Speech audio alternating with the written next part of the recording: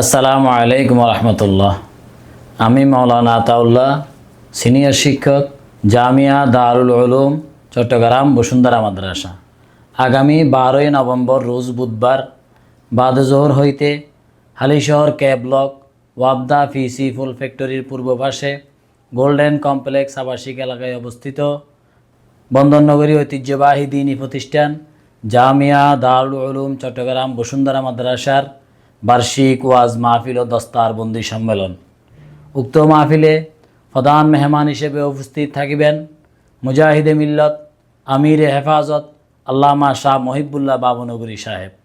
আরও উপস্থিত থাকিবেন দারুল উলুম মঈনুল ইসলাম হাটহাজারী মাদ্রাসার সুনামধন্য মহাপরিচালক হজরতুল আল্লামা মাওলানা মুফতি খলিল আহমদ কুরাইশি কাসিমি সাহেব। আরও উপস্থিত থাকিবেন হাটহাজারী মাদ্রাসার সুনামধন্য মুহাদ্দিস হজরতুল আল্লামা মাওলানা ফুরকান আহমদ সাদ কানবী সাহেব। আরও উপস্থিত থাকিবেন চারিয়া মাদ্রাসার সুনামধন্য মুহাদ্দিস হজরতুল আল্লামা মাওলানা আব্দুল করিম সন্দীফি সাহেব।